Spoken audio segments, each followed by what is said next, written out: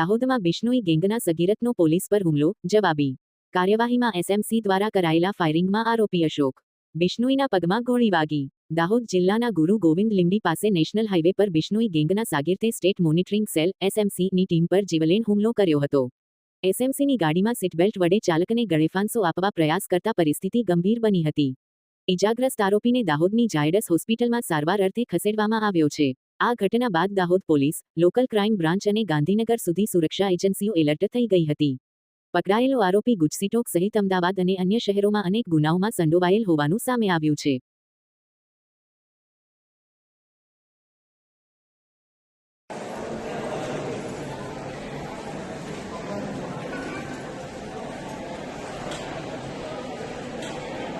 Lateral લખશે, lateral લખ બધામાં ખાલી એક જ લીધું છે. લેટરલ કોણ લખશે?